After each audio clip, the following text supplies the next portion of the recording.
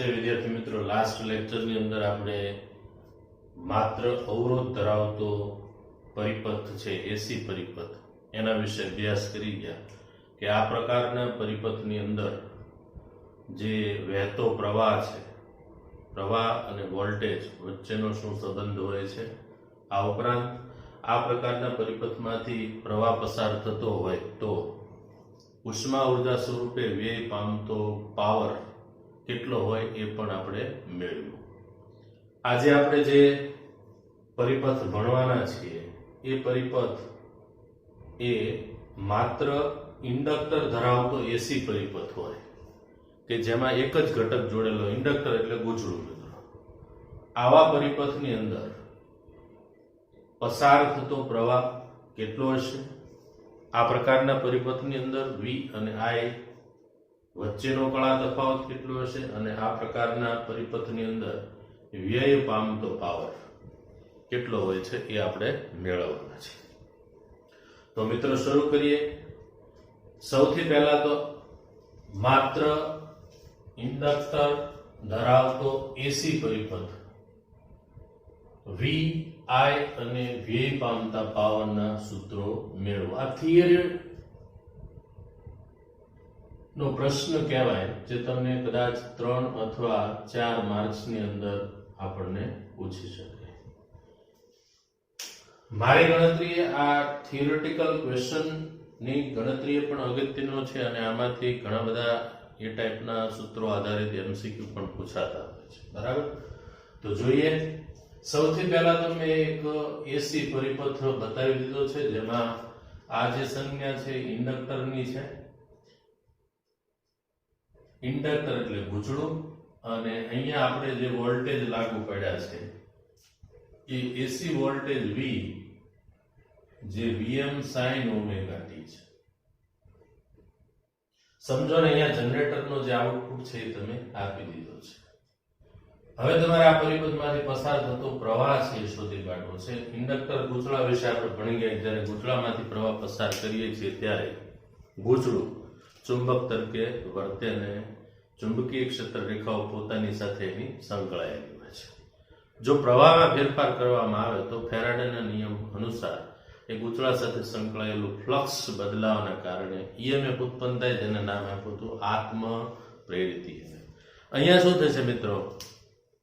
એસી પ્રવાહ છે જે સમય સાથે આવત રીતે બદલાવાનો, એના કારણે પ્રેરિત EMF મેં ઓલરેડી બતાવી દીધું છે. ધારો કે પરિપથમાંથી પસાર થતો પ્રવાહ I હોય, સ્મોલ I, તો આ ઇન્ડક્ટરના બે છેડા વચ્ચેનો PD અથવા ઇન્ડક્ટરની અંદર ઉદ્ભવતો આત્મ પ્રેરિત EMF એ E બરાબર -LdI/dt. બરાબર? તો સૌથી પહેલા તો આકૃતિમાં ઇન્ડક્ટર સાથે એસી સ્ત્રોત V બરાબર Vm sin ઓમેગા t જોડેલો છે એ આપણે દર્શાવ્યું છે. આ ઇન્ડક્ટરને અવગણી શકાય તેટલો અવરોધ હોય છે. એટલે ઘણી વખત એવો શબ્દ પણ વાપરવામાં આવે કે આ ઇન્ડક્ટર છે એનો ઓહમિક અવરોધ 0 છે. એટલે આમ આપણે શુદ્ધ ઇન્ડક્ટર લીધો છે. શુદ્ધ ઇન્ડક્ટર કોને કહેવાય? કે જેમાં R હોવો જોઈએ નહીં. એટલે આપણે એ ઇન્ડક્ટર એવા તારમાંથી બનાવ્યો હોય કે જેમાં અવરોધનું પ્રમાણ બહુ ઓછું હોય, ક્યારેય હાવ શૂન્ય હોતું નથી. મિત્રો, R હોય તો એ ક્યારે હોઈ શકે? તો કે દરેક તાર હોય અને R તો હોય જ અવરોધ. તો આપણે એવા તારમાંથી ઇન્ડક્ટર બનાવ્યો છે કે જેનો ઓહમિક અવરોધ છે એ લગભગ 0 છે. તેથી પરિપથ શુદ્ધ ઇન્ડક્ટિવ એસી પરિપથ કહેવાય. ઉપરોક્ત પરિપથમાંથી પસાર થતો પ્રવાહ મેળવવા માટે બંધ પરિપથ જે આખો છે એમાં આપણે કિર્ચોફ છે એનો બીજો નિયમ એપ્લાય કરીએ છીએ. ત્રીજા ચેપ્ટરની અંદર આ બે નિયમો આવવાના છે. કિર્ચોફનો પહેલો નિયમ, કિર્ચોફનો બીજો નિયમ. કિર્ચોફનો પહેલો નિયમ ઉર્જા સંરક્ષણના નિયમ ઉપર આધારિત છે, અથવા એવું કહો કે વિદ્યુતભાર સંરક્ષણના નિયમ પર આધારિત છે, અને કિર્ચોફનો બીજો નિયમ છે એ ઉર્જા સંરક્ષણના નિયમ પર આધારિત છે. તો બીજો નિયમ છે એ લાગુ પાડીએ છીએ જ્યાં જ્યાં બંધ પરિપથ હશે નેટવર્ક એની અંદર પ્રવાહ મેળવવા માટે આપણે આ પ્રમાણે ચાલવાના છીએ. તો બીજો નિયમ એવું કહે છે કે કોઈ બંધ પરિપથમાં લાગુ પાડેલા વોલ્ટેજ એ બંધ પરિપથની અંદર જે કાંઈ ઘટકો છે એ ઘટકોના પીડી જેટલા હોય, મતલબ આના જેટલા હોય છે. તો લાગુ પાડેલ વોલ્ટેજ છે એ V, આનો પીડી એટલે ટોટલ સરવાળો કરીએ, દરેક ઘટકનો કુલ 0 થવો પડે. તો V એમ નામ રહેશે જે આપણે લાગુ પાડેલા છે. EL લખ્યું છે એનો અર્થ એવો ઇન્ડક્ટરના બે છેડા વચ્ચેનો પીડી એટલે ઇન્ડક્ટરની અંદર ઉદ્ભવતું આત્મપ્રેરિત EMF.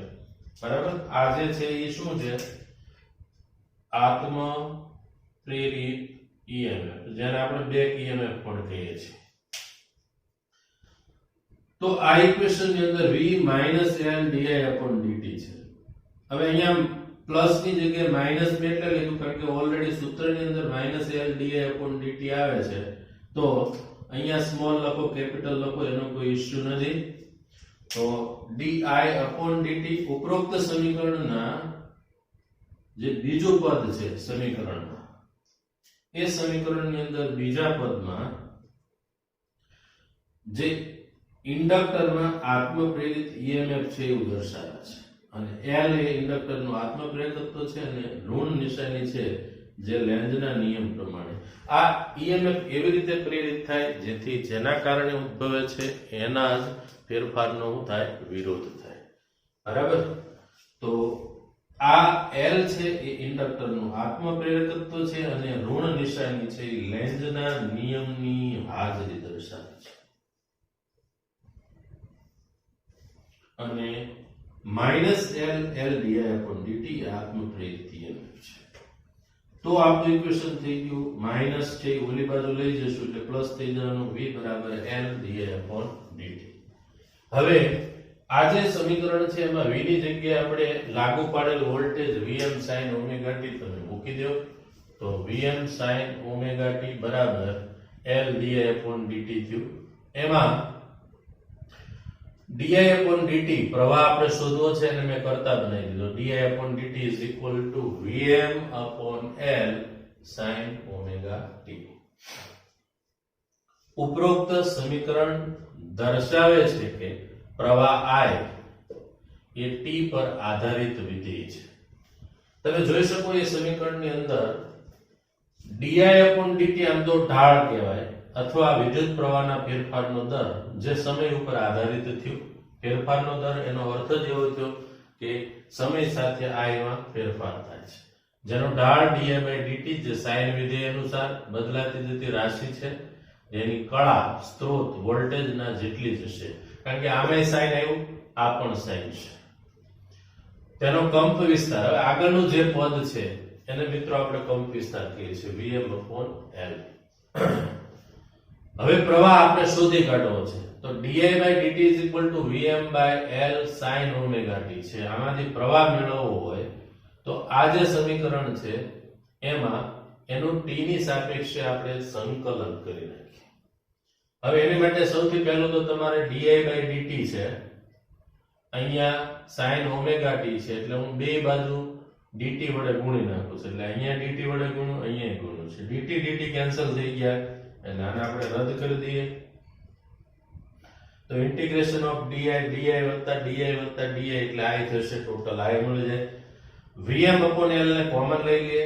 Integration sin omega t dt છે. sin omega t નું ઇન્ટિગ્રેશન મિત્રો શું થાય તો કે sin omega t જે છે એનું ઇન્ટિગ્રેશન આ પ્રમાણે થાય, sin omega t dt નું ઇન્ટિગ્રેશન sin નું -cos omega t અને upon omega થશે.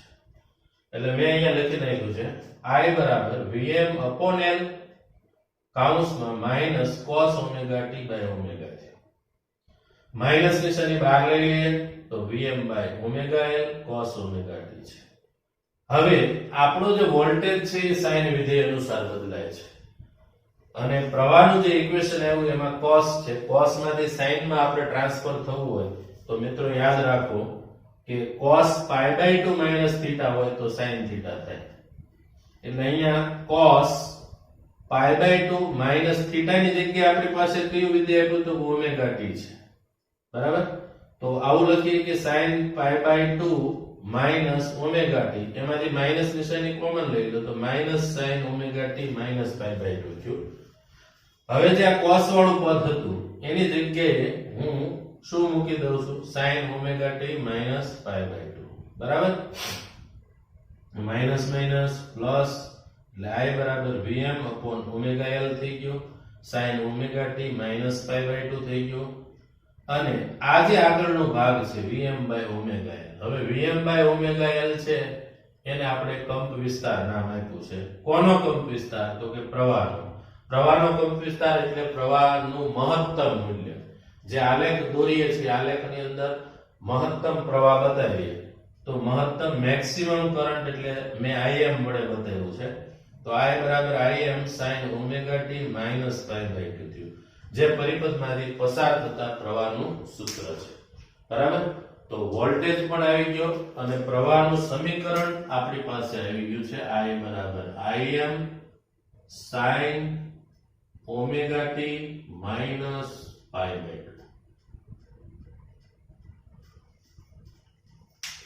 તો નોટ કરી લો મિત્રો.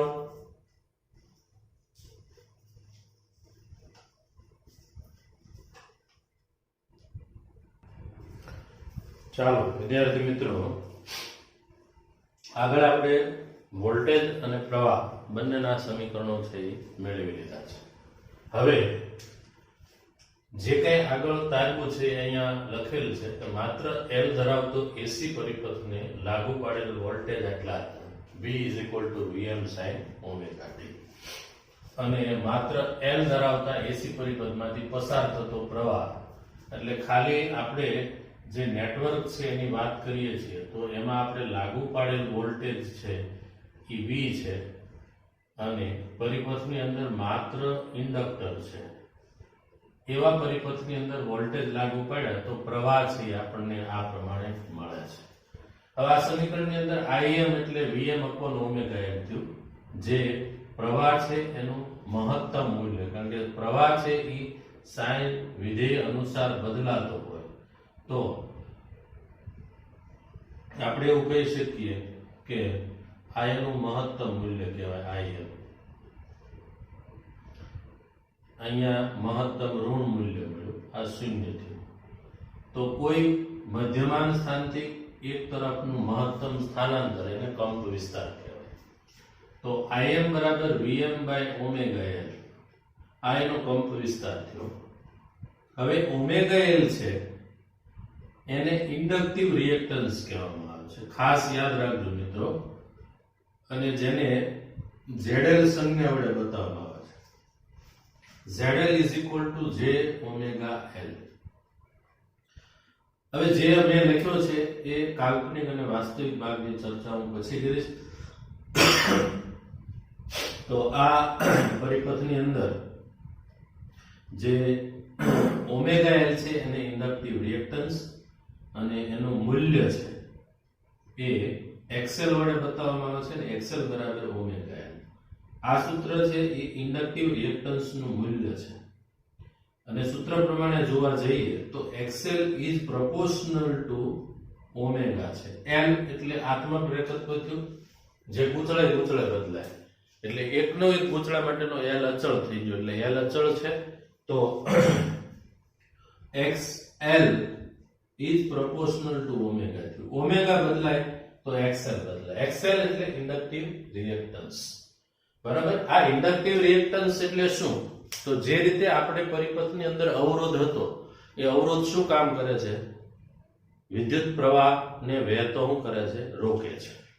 એવું કહી શકીએ ને આપણે કે પ્રવાહના મૂલ્યમાં શું કરે છે? ઘટાડો કરે છે. એમ અહીંયા ઇન્ડક્ટિવ રિએક્ટન્સ જે એસી પ્રવાહ છે, જે બદલાય છે, જે ફેરફાર થાય છે di/dt, એ ફેરફારનો શું કરે છે? વિરોધ કરે છે, બરાબર. એટલે ઇન્ડક્ટિવ રિએક્ટન્સ, રિએક્ટ એટલે સામે એક્શન કરવી. કોની સામે? તો કે જે પ્રવાહ પરિપથની અંદર બદલાય છે di/dt, ફેરફાર થાય છે, બરાબર, એનો વિરોધ કરવો.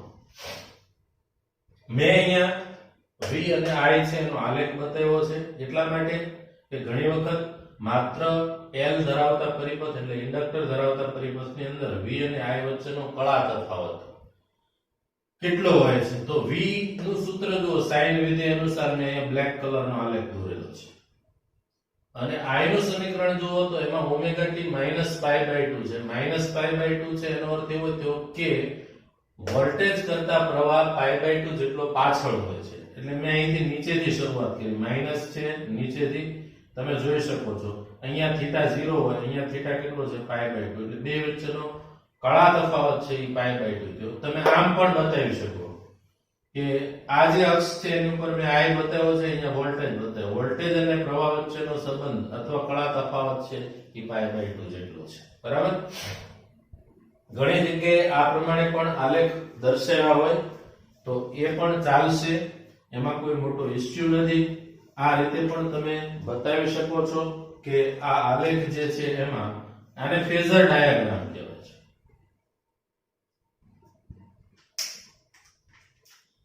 આથી આપણે વોલ્ટેજ બતાવી દઈએ છીએ અને પ્રવાહ બતાવીએ એવી રીતે બતાવવાનો છે કે બે વચ્ચેનો તફાવત છે એ આપણને π/2 મળવો પડે. તો આ I છે, આ V છે, અને આ એની x અક્ષ સાથે ઓમેગા t કળા થઈ. બરાબર? બે વચ્ચેનો ફેઝ ડિફરન્સ આખો ગણવા જઈએ, કેલ્ક્યુલેટ કરવા જઈએ તો આ આખું પદ એટલે ઓમેગા t -π/2 થાય. તો આ રીતે જે દર્શાવવામાં આવે એને ફેઝર ડાયાગ્રામ કહેવાય. ફેઝર ડાયાગ્રામની મદદથી આપણે સરળતાથી કળા તફાવત મેળવી શકીએ.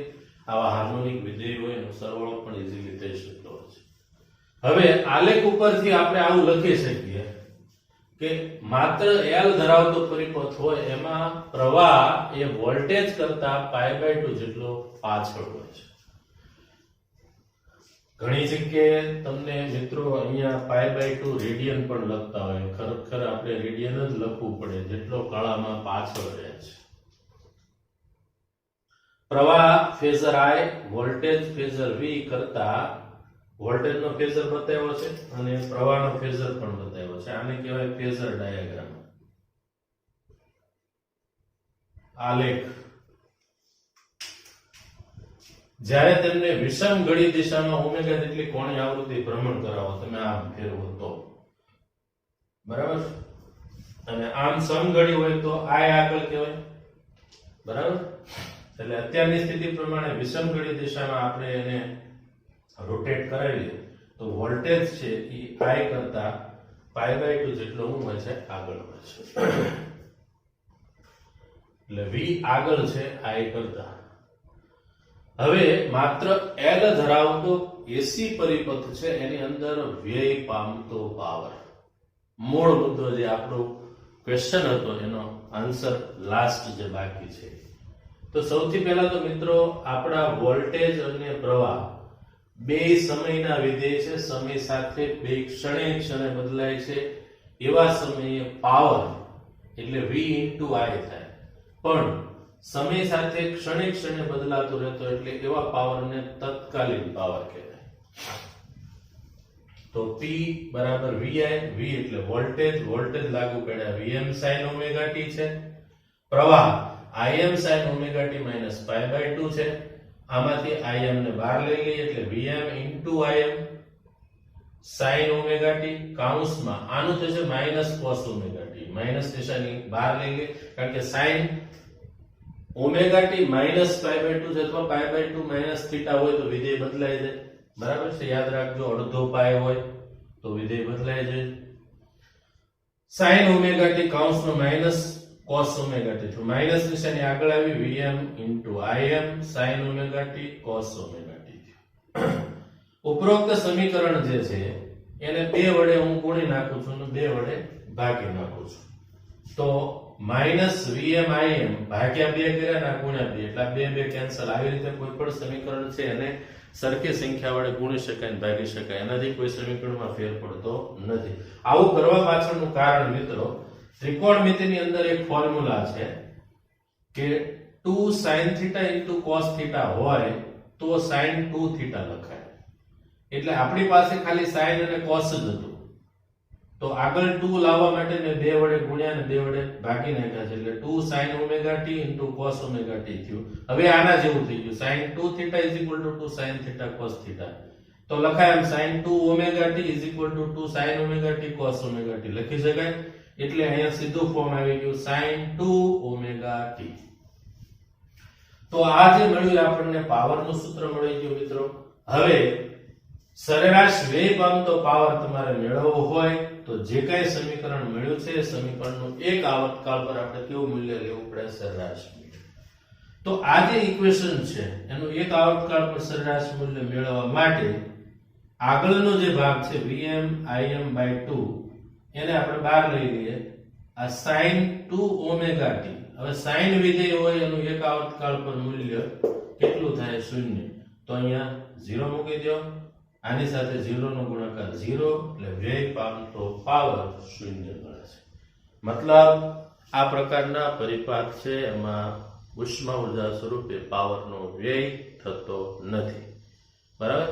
એટલે પાવર સેવર જેટલા પણ ઉપકરણો તમે જોવો છો એની અંદર આ પ્રકારના ઘટકો હોય એટલે કે ઇન્ડક્ટર એ એવો ઘટક છે જેમાં પાવરનો વ્યય થતો નથી. અને આગળ આપણે જે થિયરી જોઈ જે અવરોધ વાળી એમાં જોયું કે પાવર છે એનો વ્યય થાય છે. બરાબર? તો આ પરિપથ છે જેમાં પાવર છે એનો વ્યય શૂન્ય હોય એવા વોટલેસ સર્કિટ પણ કહેવાય, વોટલેસ પરિપથ કહેવાય, જેમાં પ્રવાહનો પાવરનો વ્યય થતો નથી. અને આમાંથી પસાર થતો પ્રવાહ એનો વોટલેસ પ્રવાહ પણ કહેવાય. તો ઇન્ડક્ટર ધરાવતો પરિપથ હોય એની માટે આપણે આટલું ભણી ગયા કે એમાં વોલ્ટેજ આપણે લાગુ પડેલા હતા V Vm sin omega t. પ્રવાહ આપણને મળ્યો I Im sin omega t. આ પ્રવાહનું મહત્તમ મૂલ્ય જેને કંપ વિસ્તાર કહેવાય અને છેદમાં જે ઓમેગા L આવ્યો જેને ઇન્ડક્ટિવ રિએક્ટન્સ કહેવાય. યાદ રાખજો, ઇન્ડક્ટિવ રિએક્ટન્સ જે વિદ્યુત પ્રવાહના ફેરફારનો વિરોધ કરે છે. એનું મૂલ્ય એને એક્સેલ વડે બતાવવામાં આવે છે. ઓમેગા એલ છે તો એક્સેલ ચલે છે ઓમેગા થી. એનો અર્થ એવો થયો કે ઇન્ડક્ટિવ રિએક્ટન્સ ઓમેગા ઉપર આધાર રાખે છે. ઓમેગા વધે તો એક્સેલ વધે, ઓમેગા ઘટે તો એક્સેલ ઘટે છે. V અને I ના ફેઝર ડાયાગ્રામ દોર્યા છે. ફેઝર ડાયાગ્રામની અંદર આપણે એવી રીતે V અને I ને બતાવવાના છે જેથી એમની વચ્ચેનો કળા તફાવત છે એ π/2 હોય. પછી પાવરનું સૂત્ર મેળવ્યું. પાવરની અંદર આપણે જોયું કે સરેરાશ વ્યય પામતો પાવર આપણને 0 મળે છે.